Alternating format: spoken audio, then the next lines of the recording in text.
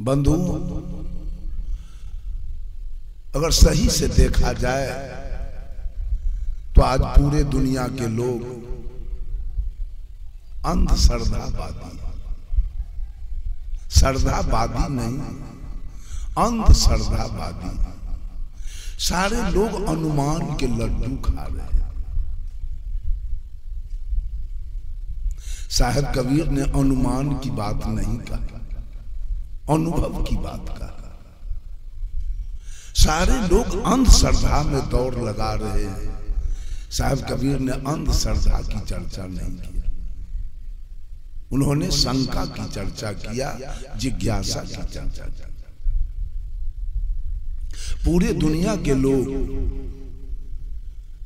विश्वास में लगे हुए हैं, विश्वास करके पत्थर पानी के पूजा में लगे हुए हैं। साहिब कबीर ने विचार की बात किया है, विश्वास की। पूरे दुनिया के लोग किसी को मानने में लगे। कबीर साहब ने मानने की बात नहीं किया, जानने की बात किया। I keep 6 honest serving man, they taught me all I know. मैं कुछ नहीं जानता हूं और अपने पास 6 कर्तव्य परायण ईमानदार व्यक्ति को रखता हूं। जो कुछ भी मैंने सीखा है इन्होंने ही सिखाया है और इनके नाम है, their names are what, why, who, when, where and how. इनके नाम है क्या, कौन, कहां, क्यों, कब और कैसे। सब लोग अनुमान के लड्डू खाने में लगे। एक पंडित जी थे और एक मौलवी जी थे, एक पादरी जी थे और एक जादव जी थे। चारों में गहरी दोस्ती। और यही कार्तिक पूर्णिमा के सोनपुर मेला लगा। चारों दोस्त कहीं घूम रहे थे। याद आई सोनपुर मेला एशिया महादेश का फेमस मेला। कहा कि हम लोग चले जरा मेला देखें। वहां बहुत सारे साधु संत आते हैं। चारों दोस्त चल दिए पांव पैदल।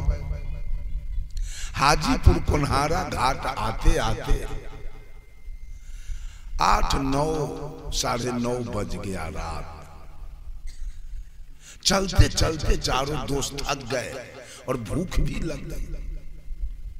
पंडित जी ने कहा, सुनिए, अब आज हम लोग उस पार, गंगा के उस पार हरिहर क्षेत्र नहीं पहुंच पाएंगे, चूंकि रात्रि हो गई 9:30 और सब लोगों को भूख भी लगी है और सब लोग थक भी गए।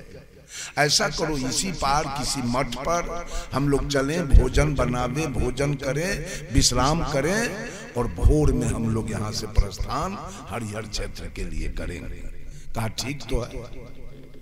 पंडित जी ने कहा तो एक काम करो, अगर भात बने, दाल बने, सब्जी बने, भुजिया बने, पापड़ बने, तिलौरी बने तो बहुत समय लग जाएगा।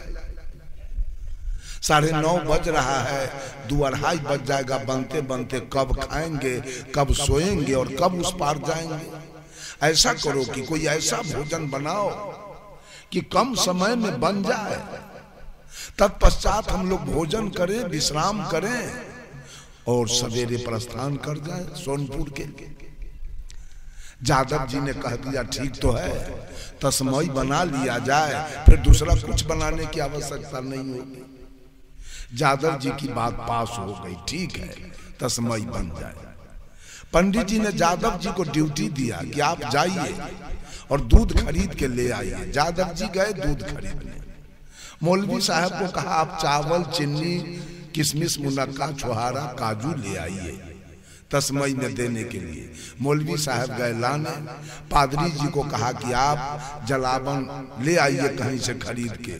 और पंडित जी तब तक मठ पर बैठ के बर्तन को साफ कर दिए और चूल्हा चक्की को साफ करके थे। जब सारा सामान आ गया,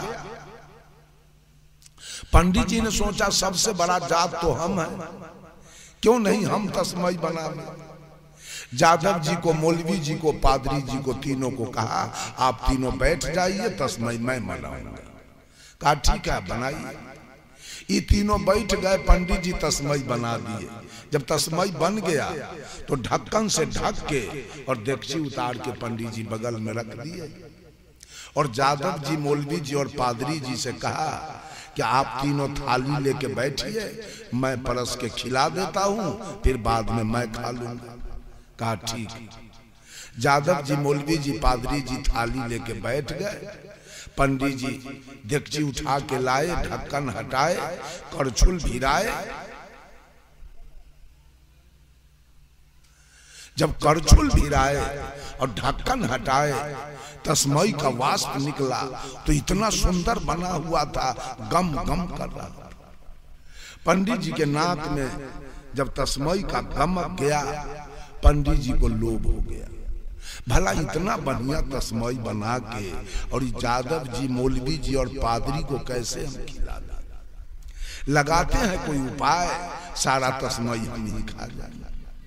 कहा सुन लीजिए, एक एक करछुल तस्मई सबको मिलेगा और एक ही करछुल मैं भी खाऊंगा। सारा तस्मई ढक्कन से ढक के मैं सिक्का पर रख देता हूं और कल भोरे उठ के जो सबसे बढ़िया सपना दिखाएगा वही सारा तस्मई खाएगा। पंडित जी सोचे हमसे होशियार इसमें कौन है, झूठ के बढ़िया सपना दिखाएंगे, सारा तस्मई खा जाएंगे। एक एक करछुल तस्मई सबको मिला। पंडित जी भी एक एक करछुल खाए और चारों जने बिछावन पर चले गए, सो गए। पंडित जी सो गए, मौलवी जी सो गए, पादरी जी सो गए और जादव जी को तो ये करछुल से कुछ नहीं। ये बेचारे बिछौना पर छटर पटर कर रहे, नींदे नहीं जादव जी को आ रही। जब नींद नहीं आई तो 12 बजे रात में जादव जी बिछावन पर से उठे और सीका पर से देगची उतारे और पूरा देगची के तस्मई वृंदावन बिहारी लाल की खा। अब खालिया देगची फिर सीका पर रख दी, ढक्कन से ढक के। जब भोर हुआ तो पंडित जी जग गए और मौलवी को जगाया, मौलवी साहब आप बोलो आपका सपना कैसा है। मौलवी झूठ बोल रहा है, हम तो 5वां आसमान में अल्लाह के साथ सैर कर रहे थे। पंडित जी सोचे अब तो तस्मई इसका हो गया मौलवी के, अब इससे बड़ा सपना क्या होगा। ये 5वां आसमान में अल्लाह के साथ सैर कर रहा था। फिर पादरी को जगाया, पादरी जी आपका सपना कैसा है।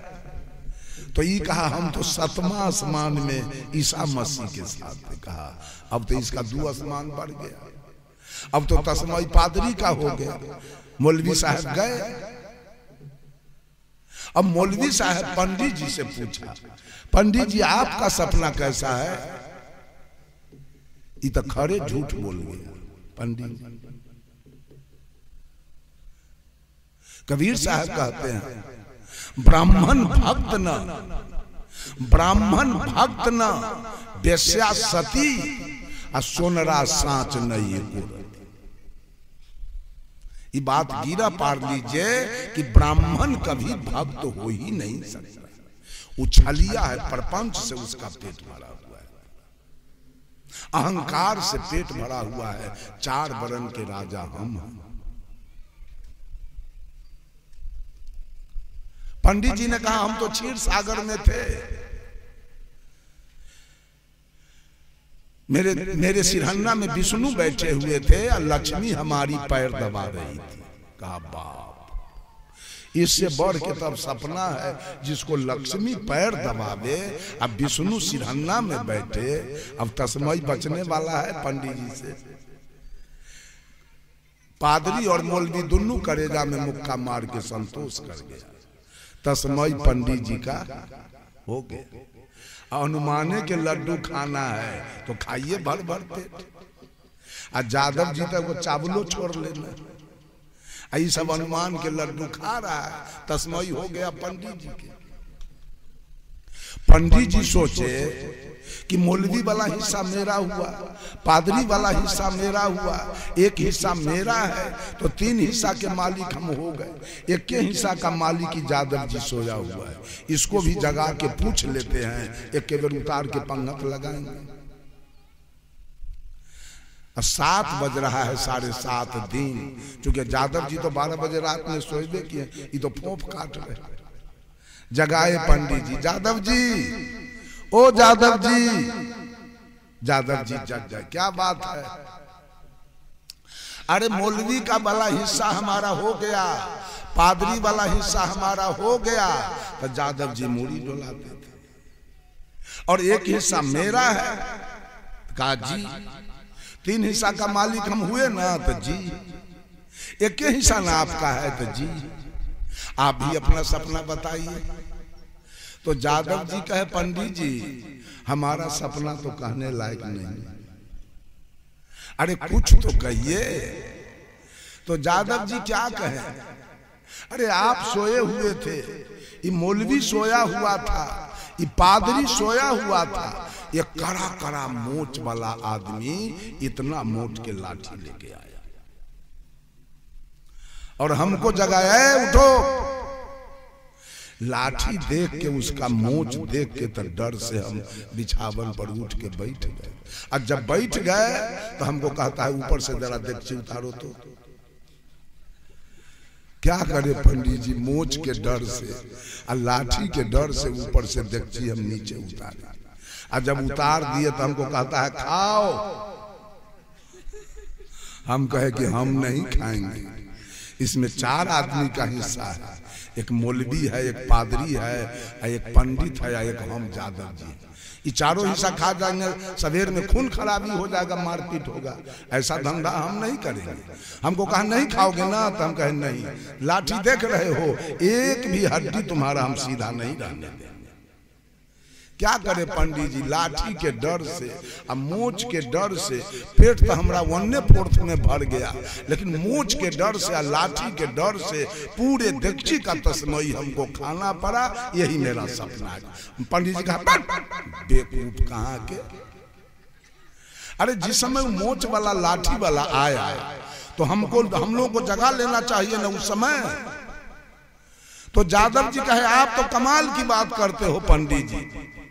अरे मौलवी था 5वां आसमान में, अब पादरी था 7वां आसमान में, और आप थे क्षीर सागर में। अभी जगाने हम 5वां आसमान जाते कि 7वां आसमान जाते कि क्षीर सागर जाते कि डंटा खाते कि खीर खाते।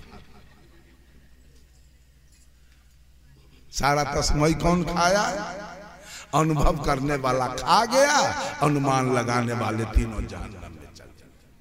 वैसे आज तक मनुष्य हनुमान जी का अनुमान लगा रहा है, राम जी का अनुमान लगा रहा है, कृष्ण जी का अनुमान लगा रहा है, भोला जी का अनुमान लग रहा है। सब अनुमान के लड्डू खाने में अंधश्रद्धावादी लोग पड़े हुए।